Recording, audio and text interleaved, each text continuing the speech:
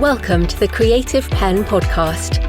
I'm Joanna Penn, thriller author and creative entrepreneur, bringing you interviews, inspiration and information on writing craft and creative business. You can find the episode show notes, your free author blueprint and lots more at thecreativepenn.com, and that's Penn with a double N.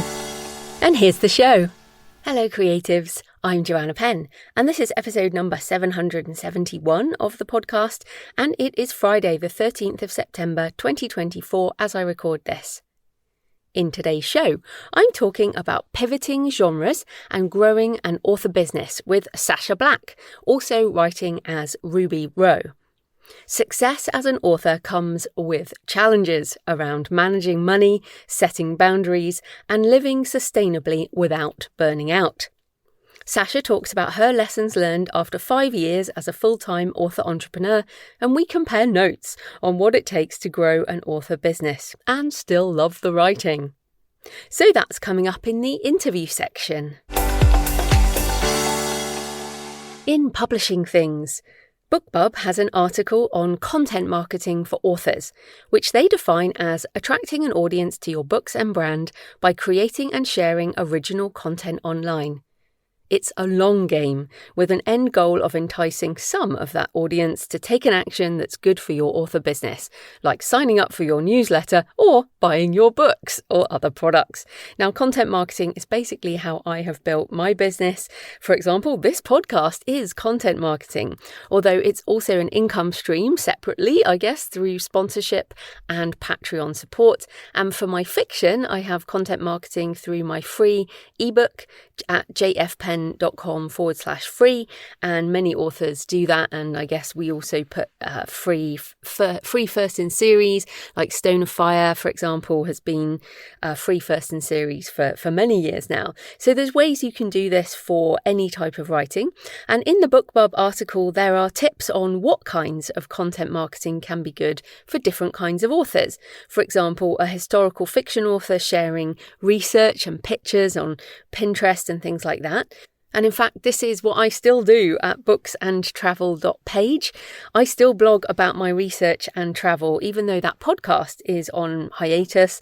I still do put articles there. In fact, my most recent one was about visiting the biodynamic vineyard that partially inspired Blood Vintage. They also say you could review books in a similar niche, and a non-fiction author, for which it's definitely easier, can share expertise and interviews. They also talk about how to work out what kind of content will suit you, and this is definitely critical because, as they said, this is a long-term game. It needs to be at the intersection of your values and your interests and your strengths. Although, of course, you might only discover what works for you by trying it out. So when I tried podcasting way back in 2009, when podcasting was like howling into the wind, there was like no audience, I didn't know I enjoyed it until I did it. And once I started doing it, and I still do it now, all these years later, because I still enjoy it. So there are lots of examples in the article for fiction and non-fiction, as well as tips for maintaining a manageable schedule, which is also important because consistency over the long term is what is important in content marketing, and also how to repurpose content into social media.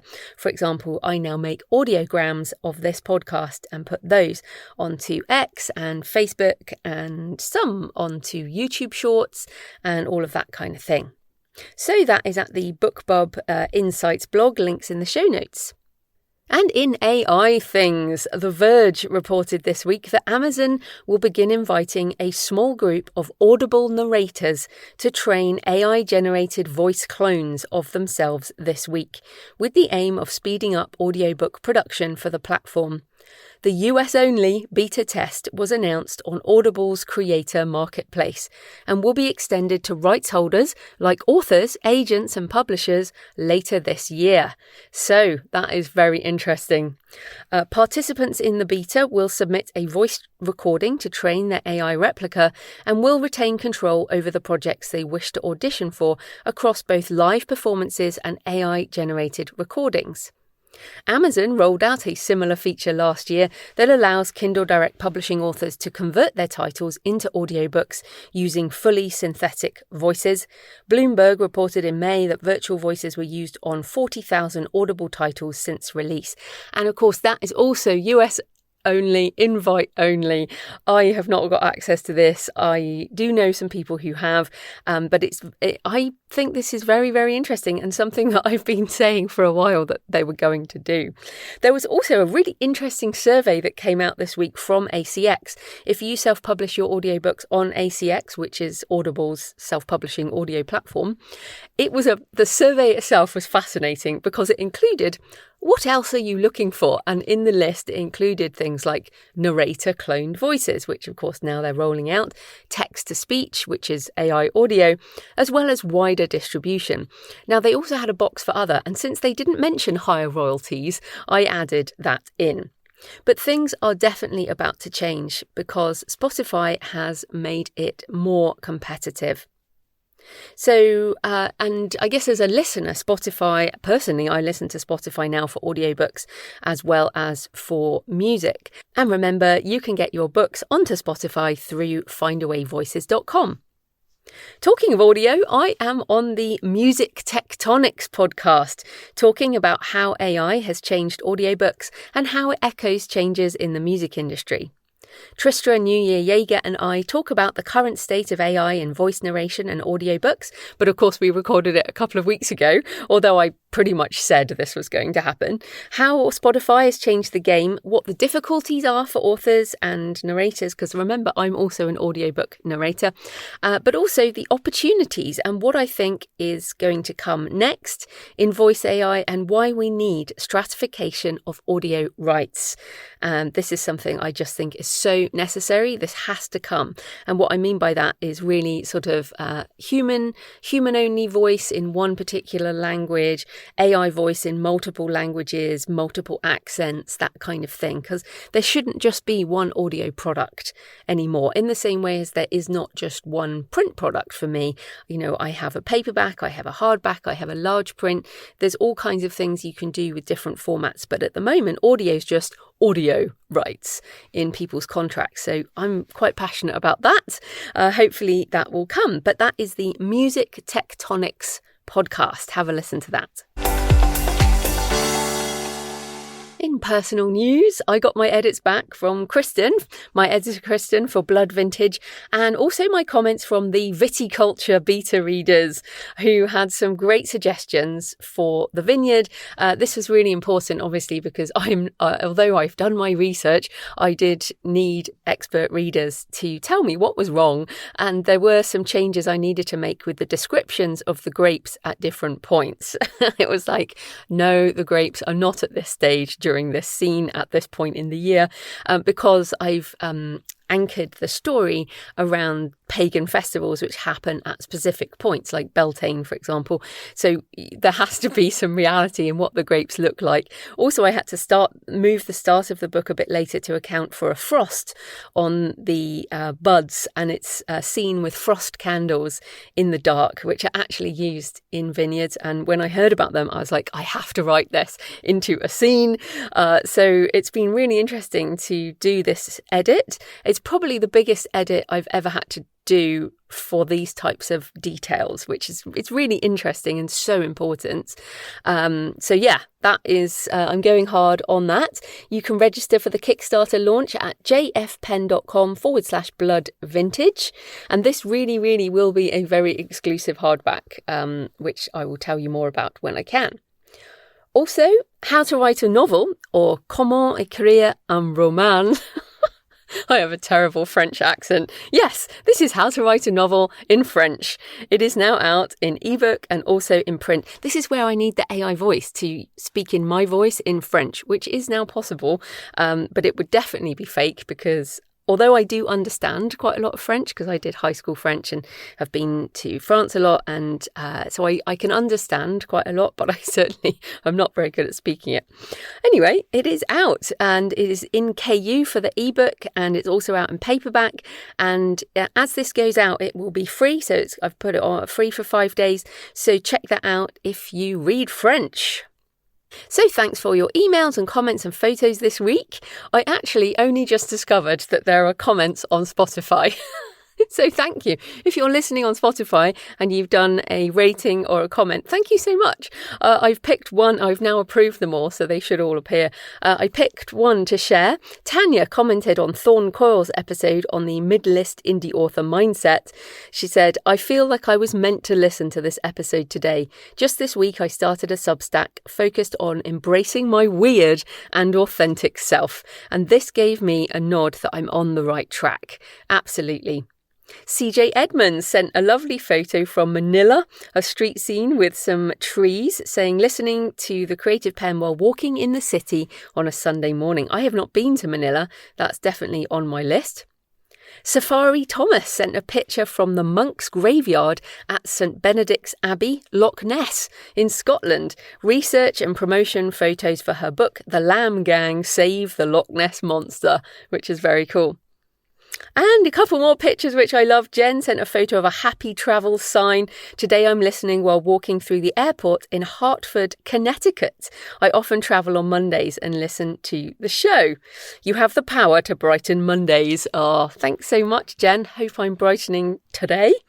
And finally, Rachel emailed with a gorgeous picture of her two cats, Indra and Blue, and said, I just finished listening to the podcast with David Viergoots, and I wanted to say thank you. I feel like the show continually expands my sense of what's possible with my writing more than I could have imagined. Brilliant. Well, please leave a comment on the podcast show notes at thecreativepenn.com or the YouTube channel or Spotify, or message me on X at thecreativepenn, or email me. Send me pictures of where you're listening, Joanna at thecreativepenn.com. I love to hear from you. It makes this more of a conversation. Today's show is sponsored by Draft2 Digital, self-publishing with support. And this is one of the great reasons you might choose to publish through Draft2 Digital. They have a customer service team who can help you. And sometimes that is just what you need. And yes, they're humans. So you can get help with publishing. You can publish ebooks to all the big platforms as well as library systems. You can also publish print books, and they can help you through that process too. They have formatting tools as well as an easy publishing system. I use Draft2 Digital for my ebook distribution to Nook, library systems, and also now to Apple. It takes a lot of hassle out of wide distribution if you use a distributor for at least some of the sites. I also use their excellent payment splitting for my co-written book, The Relaxed Author, with Mark Leslie Lefebvre, a great option if you are co-writing or doing an anthology or anything like that. There are no charges for formatting or updating your book. They take a distributor 10% of retail price on sale, no upsells, no service packages, no fees of any kind. Set your price to whatever you want, even free. Make as many changes as you want to your book, update the cover, distribute it to any and every sales channel you want. It's your book, your choice, your world. They also have marketing tools and promotional opportunities available. Draft2 Digital says, your book is your priority, our priority is you. We build tools and services that let you focus on writing while we take care of layout, publishing, distribution, print-on-demand paperbacks and more. Check them out at draft2digital.com. That's with a number 2. This type of corporate sponsorship pays for the hosting, transcription and editing, but my time in creating the show is sponsored by my community at patreon.com/thecreativepenn. Thanks to the 10 new patrons who've joined this week, and thanks to everyone who's been supporting for months and years. If you join the community, you get access to all my backlist videos and audio covering topics on creativity and AI, mindset and business, and everything to do with publishing, and my patron-only Q&A solo podcast episodes. The Patreon is a monthly subscription, the equivalent of a black coffee a month or a couple of coffees if you're feeling generous, and you get access to everything, all the backlist content, including what I put up last week, which is how I did the translation process. So if you get value from the show and you want more, come on over and join us at patreon.com, patreon.com/thecreativepenn, and make sure you join through the website, as the app on Apple devices will be adding 30% in November 2024. So just go to patreon.com/thecreativepenn. Right, let's get into the interview.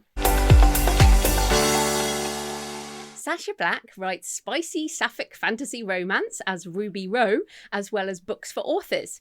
She's the host of the Rebel Author podcast and an international professional speaker. So welcome back to the show, Sacha. Thank you for having me.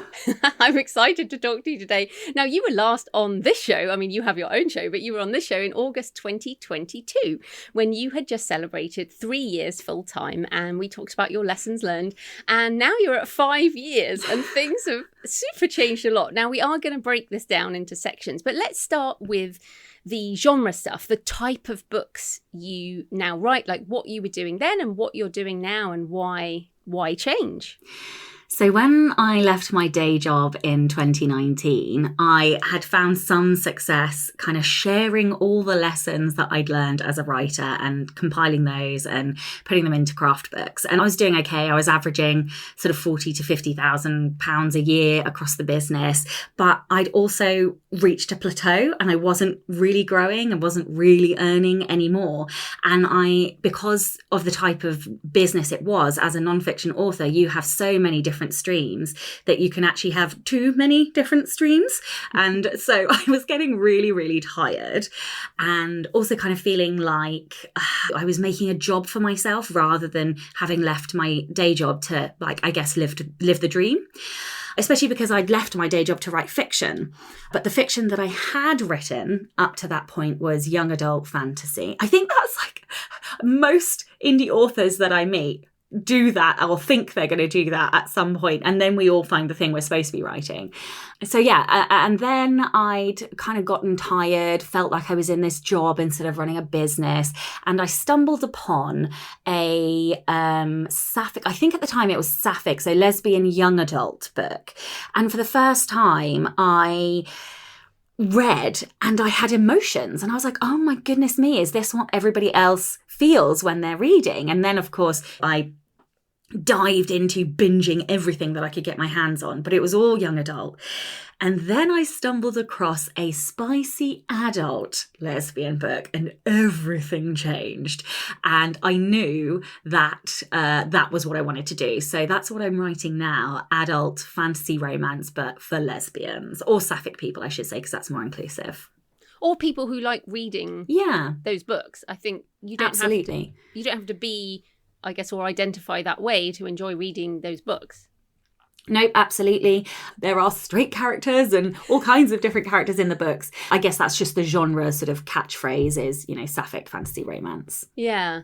And I think this, you said there so many indies do this. They start writing in one area and then eventually they kind of find what they really want. Why do you think that is? Oh, I think for me, it was dealing with expectations. I'm a bit of a people pleaser. Thank you, therapy, for knocking that out of me. But I was sort of doing what I thought I should be doing something polite, reputable, and that's also what I'd read. I mean, as a queer person, queer fiction up until recently was really hard to find. There wasn't a lot of it. There certainly wasn't any of it when I was at school or in my formative years. And so it just took me that amount of time to actually find it. In terms of why other people do it, I'm not really sure. I think we all have our different journeys. Sometimes it's other people's expectations. Oh, well, if you're going to write a book, you have to be traditionally published, or, oh, you have to write proper fiction, or, oh, you have to write literary or whatever. And then actually, the more creative we are, the more we sink into kind of that love of art, that love of the word, and we free ourselves from those expectations and constraints, because that's really what art is, I suppose. And I do feel like writing is art. So yeah, I think it's like a shedding of expectations that, especially as indies, we're naughty. Do you, like, in terms of those expectations there, I mean, obviously you used the word spicy, so we'll keep that word. Yeah. But, and for me, it has been writing darker things, I guess. And maybe it's that those are the things that our parents or people who know us in real life or whatever are like, oh, I didn't know you were like that. Yeah. 100%. It's very, both, neither of my parents have read my books, thank God. Well, they've told you they haven't. Yeah, they told me they haven't. My mum keeps threatening to read it. And you're like, no. Yeah. Don't though. It's really okay. You don't have to. But yeah, I think it's very difficult because you can tell things about an author from their words, and people come up to me and go, oh, I'm really sorry about blah, blah, blah. And I'm like, wait, what? How did you sort of work that out? And I think any type of writing does force us to be vulnerable in a way, because we cannot help the subconscious things that come out on the page. And so people do make judgments, and so there probably is a bit of fear about what people will think. I've just reached the I don't care anymore point of life. You wait till you're in your 50s. I'm not even there yet, but I keep thinking about it. Okay, so let's talk about your name. So Sacha Black's not your real name, and now you've got Ruby Rowe. So why did you decide to go with Ruby Rowe? Well, originally, when I decided to write this spicy lesbian stuff, because it was so new, and because I did have a podcast and I had been a speaker in certain conferences and things, I had enough of a reputation that I didn't really want anybody to know what I was doing. I wanted to do it in secret, so there were no expectations. It's all this people pleasing, doing what I think other people want me to do rather than doing what I want to do. Thank you, therapy. So I had to do it in secret, which meant I needed a different name. And it was, funnily enough, my stepdad who suggested I write spicy books. And I was like, well, I'll write spicy if I can use your name. So his surname is actually Rowe. And I love a bit of alliteration. So that's where Ruby Rowe came from. But yeah, it was basically, I needed to do it in secret with nobody watching over me so that I could be really free to write whatever I wanted and it to be the most true story to me. Not necessarily my life, but just free of expectation, free of pressure, free of anybody looking at me. But actually, the funny thing is that when I then finished it, it was done. And so it felt like a cut-off point. And actually, I was then like, okay, I don't care what anybody thinks now because I've done it and it's too late. I can't take it back. And so it was at that point when I sent it off to the editor that I was like, you know what? I don't mind talking about this anymore. And I felt much freer because I'd done the brave thing of writing it, and then talking about it didn't feel so scary anymore.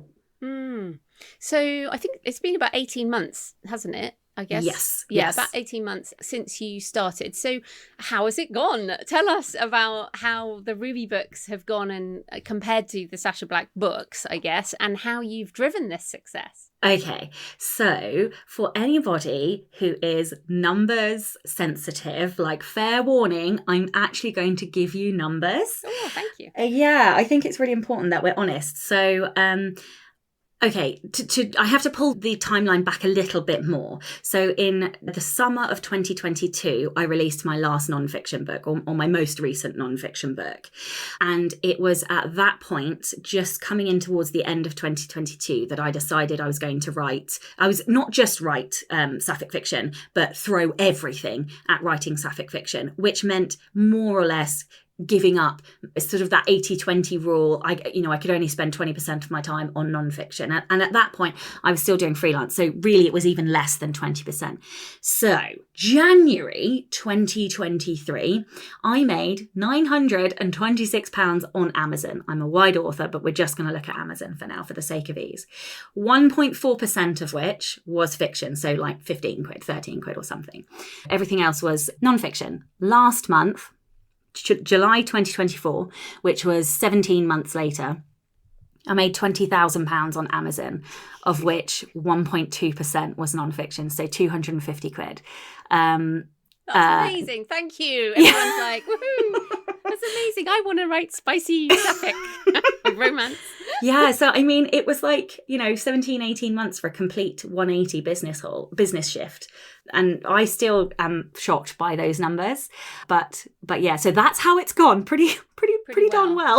And we should just say that's not been 1 month. You've been pretty consistently doing a lot better. I mean, last month was a launch month, but yeah, I'm averaging between 10 and 15,000 on Amazon. And I am a wide author. I do have one series in KU, but it's my second biggest store, followed by, I think Apple is next after that. And of course, the Kickstarters. So tell us about about all those other things? Like, because you have changed your publishing model as well. Totally. And your marketing. Give us the publishing and marketing. So Kickstarters, I do well, I've done one Kickstarter. I can't really say I've, do them. I did one Kickstarter in February, which was the worst timing ever, but in very Sacha fashion, I was like, yeah, I'm going to do it. Let's just do it. And then I did it. And it nearly killed me, but I did it. And it was amazing. And so I'm doing my second one in next month as we record this. So September 2024 is the second one. And that does bring in huge chunks of money. Obviously, there are huge costs associated with it, but it's also a different platform, a different group of readers. Definitely, obviously, you do drive some readers there, but it's other people who are very, very willing to pay more per, like, what's the phrase, like, per order? Average order value. Thank you. Average order value is like just I can't even quantify how much higher. A lot higher. It's 10x for me. It's a 10x average order value than fiction on Amazon. Yeah, exactly. And so that is amazing. I also have Shopify, and I'm driving all of this through a range of different means, which I'll talk about in a second, and wanting to expand how I'm doing that. So at the moment, a lot of my traffic comes from TikTok, not all of it anymore, because there have been an awful lot of algorithmic shifts. And so we're doing a lot of replication across Instagram. So social media typically doesn't really sell books until it does sell books for you. It's this one of these weird situations, but TikTok particularly is quite good at driving traffic. And ultimately, traffic means visibility, which means more sales. The more visibility you have, the more sales you'll end up getting. But I am trying very, very hard to look at other ways and means, because nothing lasts forever. And that is definitely something I have learned from this industry. So doing low-level Amazon ads, just about to start looking at Facebook ads for Shopify, so that I am not reliant on any one source of the traffic, for one, or income, because I don't want anybody owning me. What about TikTok ads? Because you've done it organically so far, haven't you? I have. It's so difficult, isn't it? Because all of these social media platforms eventually die out, because they end up doing, they put advertising on there, and then your organic reach reduces, and then people either pay to play or they don't, and then people don't always enjoy what's on their feed, and so people leave the platform, and we are seeing a bit of that at the moment. Will I do TikTok ads? Maybe. I definitely think that it's still in the forming stage. They're still very, very new. TikTok Shop is something that I'm looking at, because I'm seeing a lot of authors talking about the fact that their videos and posts that are linked to their TikTok Shop accounts are getting vastly more visibility than their non-TikTok Shop accounts. Yeah. So just on that, just explain why, because TikTok is essentially now a publisher, aren't they? Yeah, so they've just set up a distribution warehouse in Birmingham as well, Birmingham, UK, that is. So they are doing sort of the fulfillment side. We print and then send all our books there. So I don't know whether they're necessarily in the US they do some printing. Yeah, I don't know about that. I mean, I only know what they're doing in the UK, because the TikTok Shop in America is completely separate to the TikTok. Okay. Yeah, they don't even have the same team. Inside TikTok. So for us, I actually had a conversation this week about that, looking at whether or not to do it. But it's like you have to choose the right income streams, the right traffic streams, the right advertising streams for you, because you can very easily do all of it and then get exhausted. Ask me how I know. Yeah, it was funny. Earlier you said you had too many different streams of income, and exactly. It was really tiring, and now you've just done it again in a different way. Exactly. Well, yeah, I mean, that's why I am trying to. So with the Sacha stuff, that's changed. I used to do all of the things. Now I'm doing, if I do speaking, it's only certain things, and webinars, because they're higher value than necessarily, I don't know, things that are lower value. I'm basically trying to be sensible with my time so I don't burn out. She says, laughing, because that's exactly what she's always on the brink of. Well, I think it's interesting though, because you are at the moment kind of surfing a moment where your organic content has hit, and you've also hit a hungry market, and which is authentic to you because, what do they say, of your lived experience. Yeah. So you're making the most of that. But as you said, things go up and down, and nothing lasts forever. And also, you're writing pretty fast as well, aren't you? Well, I mean, not proportionately, I suppose, but not compared to the old model of rapid releasing a book a month. This year, I think I'll have written 3 or 4 books, and I'll only have released 3, but then I will have done 2 Kickstarters and 7 conferences. 7 conferences, yeah. Yeah. So, I mean, so that's the interesting thing. One of the things that I'm trying to do next year is reduce the amount of stuff, the other things, so that I have more gaps, like more still time and more time at home, so that I can produce more words, because that's my happy place. When I'm drafting, that is my most joyful bits of work time. I think also, I mean, there is the time for the strategy as well, the kind of step back and have a look. It's great being in the maelstrom of everything going gangbusters, but then at some points kind of stepping back and thinking of the bigger picture. And that sometimes, like, I find that if I'm traveling or at a conference when someone else is speaking, and that can give you some different perspective, can't it? Or even like, I wanted to talk to you on this because obviously I learn a lot from you, and I found your 5-year thing, I thought it was really, really interesting. It's a far cry actually from your 3 years. I do not even recognize the person I was 2 years ago.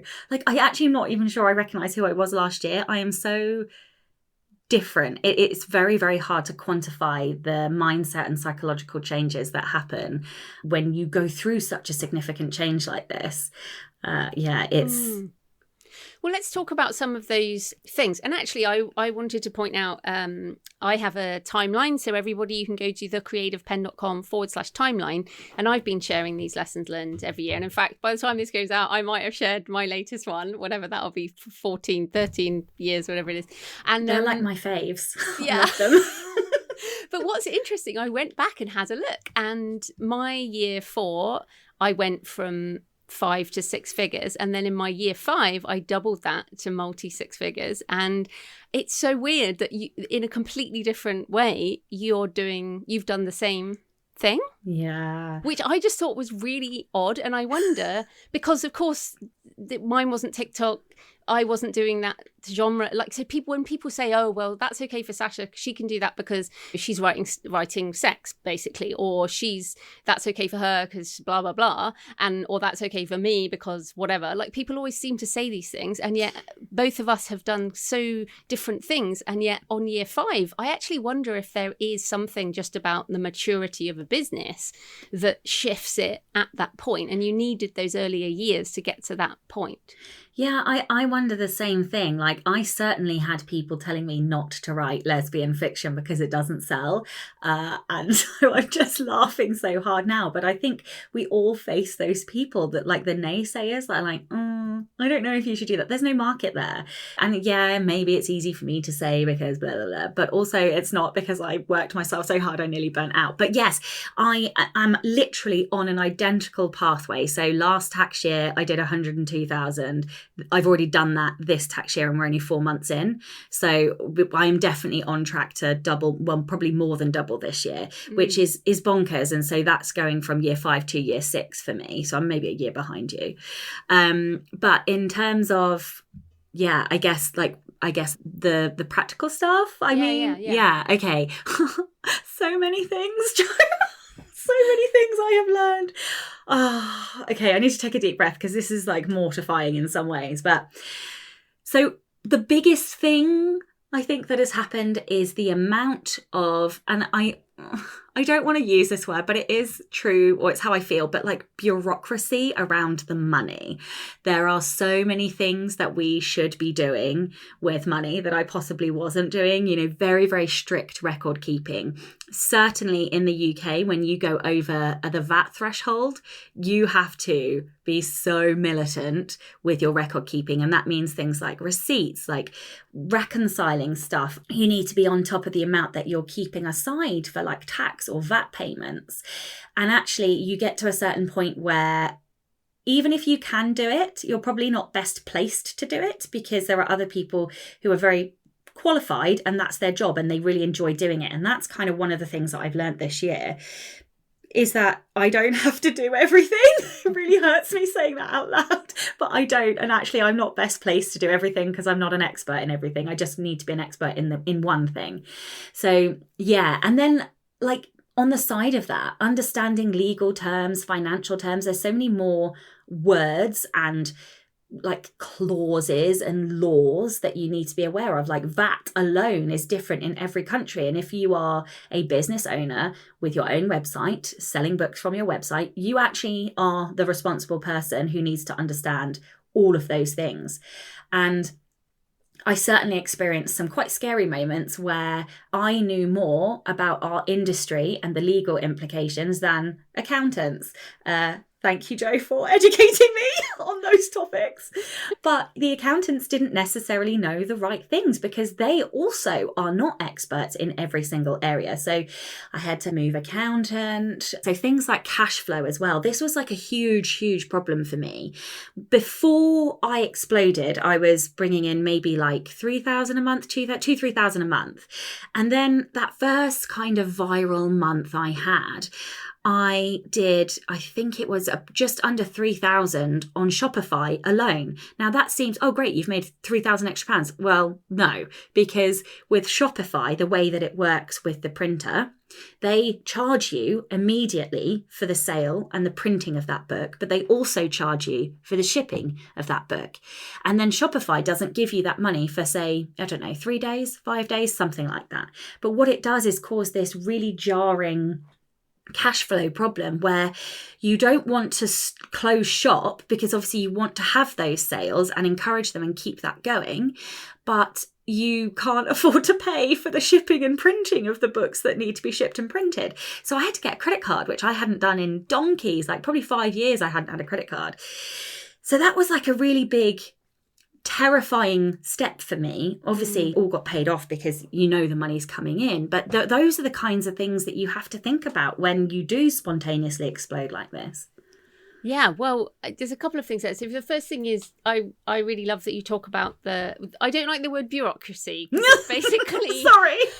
But it does, I mean, I guess it is all of the stuff you need to run a business. And this is the big difference between what authors think they are, which is I'm an author. And even if you're running a business just on Amazon, they do a lot of all of that for you. But as soon as you start to run your own store, but generally, if you are a director of a company, even if you're the only employee, as both you and I are of our companies, the responsibilities of a director of a company are legally required in any country where people are listening.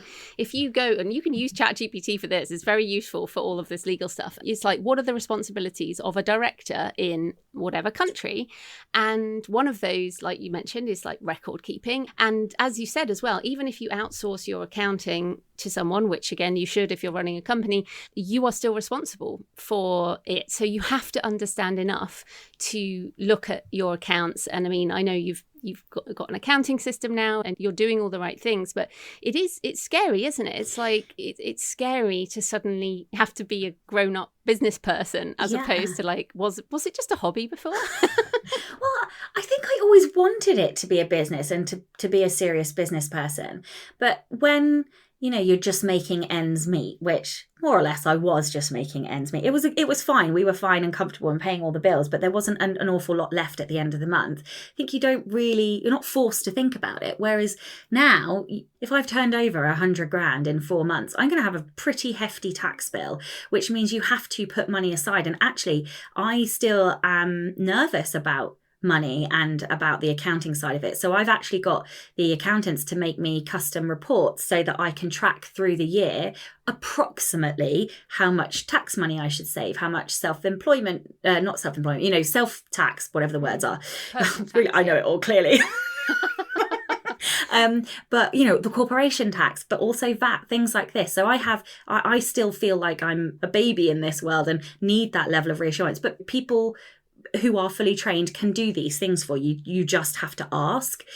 But yeah, I do have an accounting system. It's almost like somebody who knows more than me was really helpful and helped me to do that and told me to set up a pension and things. But yeah, so I do, I'm trying to save tax. I'm trying to put money into a pension because you also have to understand how you can take money out of the business sensibly without incurring huge bills with the government at the end of a tax year.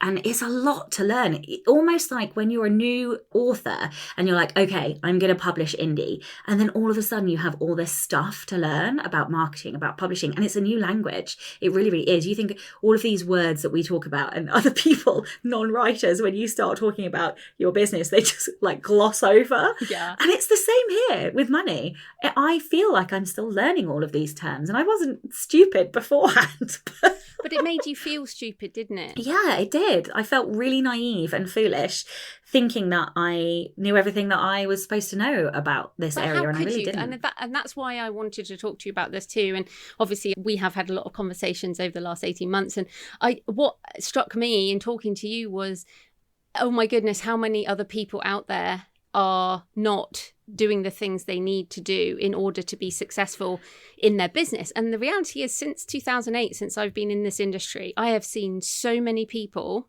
in fact, like yourself, who have hit some big wave and they've made a ton of money and then they've kind of disappeared. Because eventually, now, you said nothing lasts forever, and that wave passes on, or that wave, the genre shifts, or TikTok shifts, or whatever it is shifts, and then suddenly you can't necessarily hire your whole family to be in the business, or you might have bought some massive house or whatever. And I've seen too many people disappear because they thought the cash flow would last forever. Yeah. And which is difficult. Yeah, and if you are lucky enough to make excess money, like more money than you actually need to pay your bills, then the clever thing to do would be to make that money make more money for you, which is what I'm trying desperately hard to do now. And it is scary because you have to sometimes lock money away for a really long time for the future.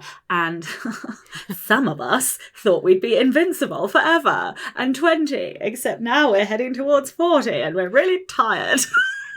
And they might think a pension is a really good idea. And actually, it is good to talk about pension because, again, and you're the same age as one of my sisters, and I'm the eldest. We're both the eldest of 5, we right? Are. Yeah, and so we feel responsible for our younger siblings. And but it's impossible to talk to your siblings because they never listen to you. So of course you have to find a proxy and lecture them about pensions, which is what I've been doing with you. Yeah. But I think what's interesting on a serious note is a few years back, and I think I was guilty of it too, is there was at one point, there was a sort of trendy thing that people were saying, which is, oh, my books will be my pension. Oh. Yeah. And at the time, this may have been in the earlier days of when there was more blue water, as Becca Syme would say, then people just thought, oh, well, if I have, let's say I have my 50 books or whatever, then when I'm old, it'll just pay me enough money to live. And we're at a point now where that is not true now. And given that you're, let's say, 20 years off retirement or whatever, then it's like, well, what if my books are not my retirement? Because who knows what the hell the world is going to be like or whatever. Then my books aren't my pension, but my pension can be my pension. Yeah. And what do you think about that? Yeah, I mean, I definitely always thought my books would be my pension. I was definitely of that era in the indie world where I'm like, yeah, my books are going to be my pension. And whether it's naive or not, I feel like now at 37 that I won't retire because I don't want to retire because I'll get bored.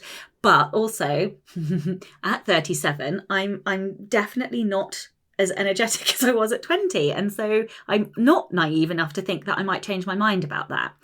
And so what we see with books is that we have the nice launch spike where they make a lot of money, and then for a couple of years they do really well and they'll plateau at a certain amount of money per month. But unless you either make them current and relevant or you continue to have successful marketing, which I do see that my Girl Games books, the first series that I wrote with Ruby, sells more now than it did when I launched it.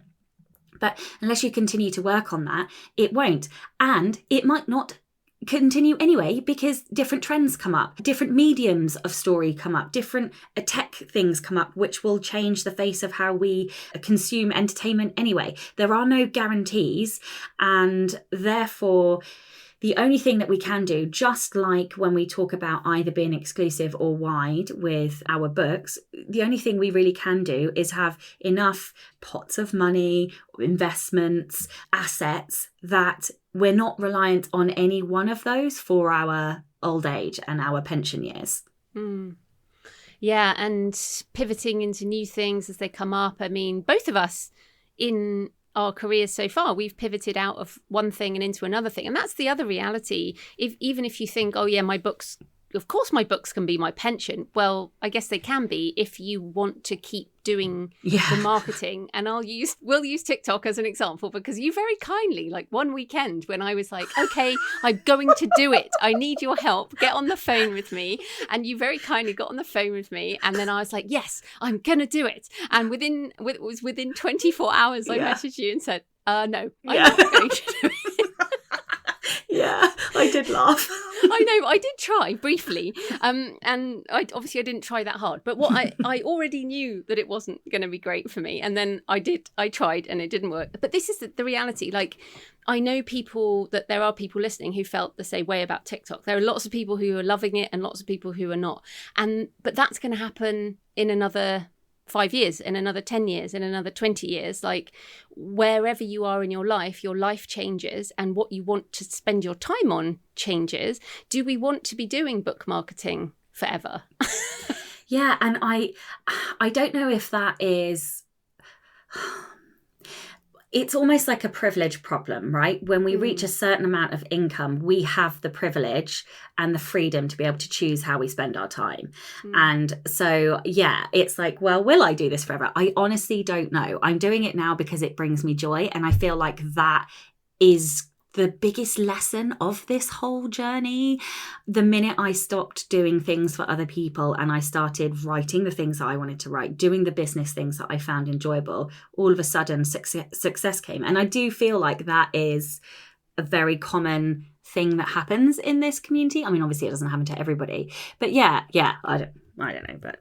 Yeah, I think so. So just on the mindset, I mean, you've touched on it a little bit, but one of the things I liked in your lessons learned was this kind of realization. You said, I work the same level of hard as I did a year ago, but now I earn more. That was a strange thing to try and process. And I guess that is about money mindset. But what are some of the mindset shifts for you over the last couple of years? Well, so the big lesson that I learned around actually hitting a really arbitrary financial goal that I'd set years ago that I just hyper-focused on and was like, no, this is what I need to do, is that nothing actually changes when you hit that goal. Other than I fell into a giant deep depression for 2 weeks. And I say depression, I mean small d depression. I don't mean clinical depression. And I really struggled to get out of bed for 2 weeks. I was miserable. I'd hit the most successful financial point I'd ever hit, and I was miserable. And it's because I hadn't thought further than success. And I think a lot of us don't do that. A lot of us don't really think about, okay, what if we actually do hit the success? And we think about it only in terms of fear of judgment and fear of expectation. We don't actually think about it in terms of the logistical consequences of that. And so I had to take a hot second to make some new goals and get some new long-term plans, because you definitely get to a certain point and more money is just more money. Like, it loses some of that meaning that you were chasing it, or it certainly did for me anyway. And I think some of the other things are boundaries. Like, I am so bad with boundaries, and that's definitely something I've learned from you. Well, I am learning. It's a work in progress. But putting boundaries in, because one of the brilliant consequences about earning more money as a consequence of selling more books is that more people know who you are, more people find you on social media, and more people want to take a piece of you, right? They want to send you messages. They want to say thank you. All of those things are lovely. But if you take on the responsibility of replying to every single human being that reaches out and contacts you, you are going to put yourself in a hole. Ask me how I know. I spend my whole life learning everything the hard way so that other people don't have to. I don't think it works like that, though. I think you still have to learn it yourself. Yeah. So putting in some boundaries. Like, it's been a very difficult process of forcing myself to step back and reminding myself that I don't owe anybody anything, because I really felt like I did. And also bringing a team on so that I have a social media manager who will reply to certain things and comments and DMs, and will send on the things that I need to personally respond to. But just having that person in front of me means that I don't have to be the pit bull. Somebody else can do it for me. Yeah, and I know that was hard for you to outsource. So how did you find that person? Because a lot of people want to find people like that. So I actually have 4 people now that I'm working with. One was in the community and a friend of an author friend. One is somebody I met 10 years ago through the blogging world, and is a social media manager by day, like that's their job. So I went to them through their kind of company and just said, look, can I use your services? Somebody else is an author and also a VA, and somebody else was a patron and wanted to offer help. So I can't give any hard advice other than networking, I suppose. I was going to say, that is the advice. Yeah, the advice is talk to people. Make friends with people. Yeah, and also ask for referrals. I mean, when I lost my virtual assistant, I'm now working with the same person that you use for your podcast now works on my podcast. So I think referrals and networking. And the reality is a lot of authors are not making, that much money and do services. So I think actually it keeps it in the community, and that's quite nice. So I asked you about outsourcing. Yeah, so I guess the other thing we should mention is that you've mentioned burnout a couple of times. You've worked super, super hard. You've just come back from a wonderful trip to New Zealand, which was a work trip that you combined with a family holiday. So what new perspective has this time away given you, and how are you going to make sure you don't end up in the same place?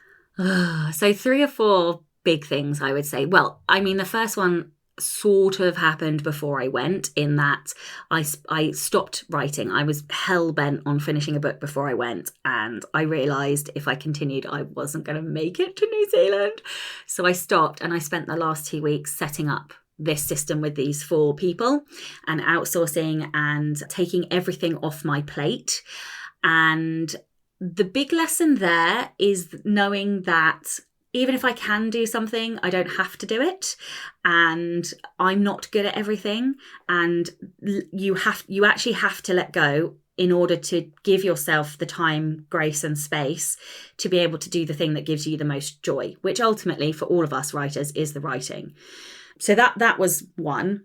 And the other thing that's connected to that is knowing that even if I'm on holiday, our businesses are such that they create passive income. So last month was my best sales month across every single platform. And I was on holiday for like 3/4 of last month, having a very jolly time, not doing any work really. And so recognizing that nothing is going to fall over if I take a week off.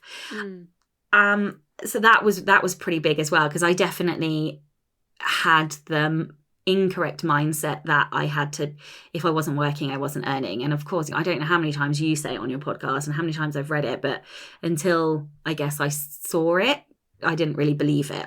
Just on that, because we did talk about that before, about your pension.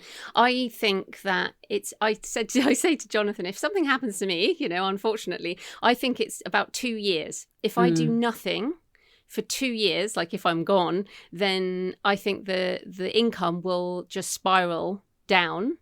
And after about 2 years, unless you do something. So it is, in a way, it's passive income. But the fact is, taking a couple of weeks off makes no difference.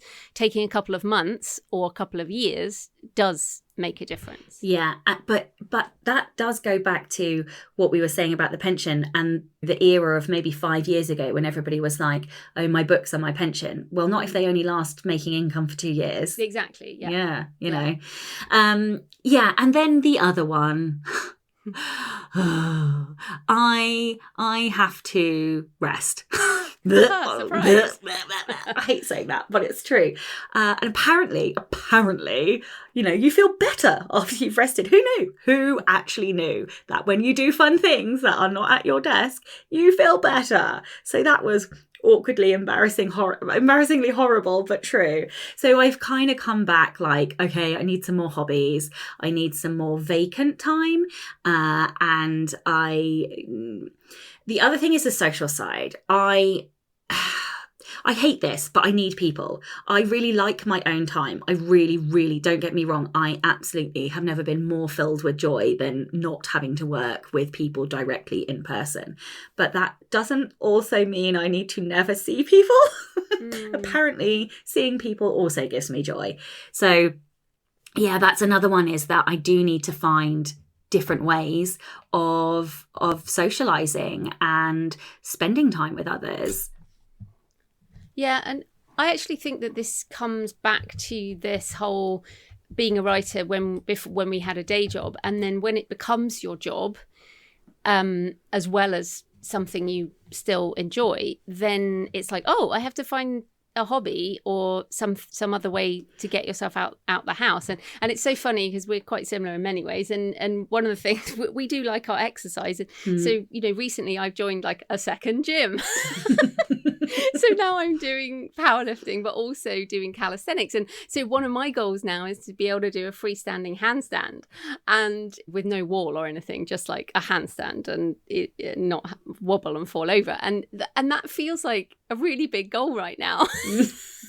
But I know at some point I'll be able to do that. But it's interesting that I get my energy pennies, as Becca Syme would say, from exercise, as I know you do. And it's also been a lot more of a social experience. So that's been good. But it's finding these other things, isn't it? Yeah, it is. And I find, like, as an indie author who's on the entrepreneurial side, it's I enjoy everything I do. And so the desire to do more of that all of the time is really strong. When that's combined with your office also being inside your house, it's extraordinarily difficult to take time off, because even when I watch, if I watch a TV show or a movie or something, or I read a book, it's still work. So because you can't help but deconstruct them or go, oh, that was a great line of dialogue, or I know what's coming, or, whatever. So it is. I am trying. I actually go back to the gym next week because my kid's still off on the summer holidays at the moment, so I don't have childcare. But I am. Funnily enough, we had a conversation about calisthenics, because it is those things that will take me physically away from the desk. Because if I don't physically move my body, apparently I put on weight. Who knew? And also feel worse, and happy, and you feel happier when you move. And I sleep better as well when I exercise. Yeah, all of the above. So there's so much. But no, I think what's so interesting is your 5 years was a really big shift. And then just from my experience, what happened was a bit of, it's why I'm very interested in your trajectory as well, is when I hit a certain number, I pretty much have stayed at that same number because I've been happy at that number. So I have, but it's almost been exactly within about 10 grand difference per year for a decade. Wow.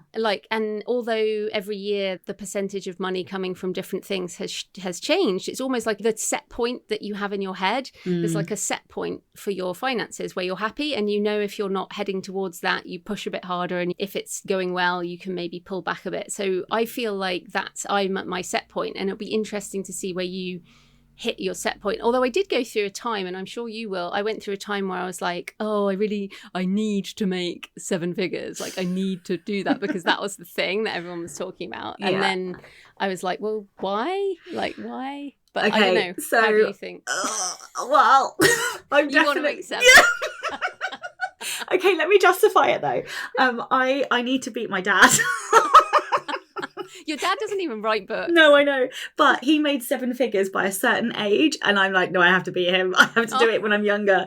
So, look, is it another arbitrary financial goal? I don't know what you're talking about, okay? Well, but this is interesting because, and I talked about this a few years back around the type of business you have to run to make 7 figures is very different to the business you have to run for multi-six, and the very different business. And you've just seen the difference between a 5-figure business and a 6-figure business. And so this is the thing again, there's these growing pains at different times of your business. So yeah, I think your journey is so fascinating, and thank you so much for sharing everything. But tell us where people can find you and everything you do online. So for Sacha, you can visit sachablack.co.uk or the Rebel Author podcast. And for anything Ruby, rubyrow.co.uk or Ruby Row Author on TikTok. Fantastic. Thanks so much for your time, Sacha. That was great. Thank you for having me. So I hope you enjoyed the discussion with Sacha and found it interesting, and that it gave you some ideas for your author business and things to think about in terms of how to pivot or position yourself or try new things, or really look at what makes you happy and what books you really love and maybe write those. Also, if you are struggling with the money stuff and mindset and all of that, I have a book list at thecreativepenn.com/moneybooks.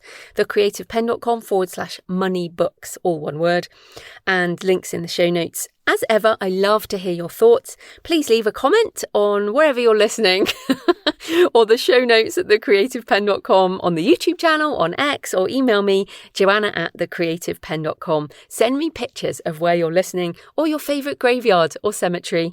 I always love those. Next Monday, I'm talking about selling books in person at live events with Mark Leslie Lefebvre. And I am generally super resistant about in-person sales. I very, very rarely do them. In fact, almost never I do in-person sales. So it's good to hear Mark's perspective and tips, and also why in-person events are more important than ever to help us double down on being human in an age of AI. Because an AI just cannot sit behind like a desk at a convention and hand sell books. And that is what Mark talks about. It's a very interesting discussion. So that's coming up next week. In the meantime, happy writing, and I'll see you next time. Thanks for listening today. I hope you found it helpful. You can find the backlist episodes and show notes at thecreativepenn.com/podcast. And you can get your free author blueprint at thecreativepenn.com/blueprint. If you'd like to connect, you can find me on Facebook and X at The Creative Penn, or on Instagram and Facebook at JFPennAuthor. Happy writing, and I'll see you next time.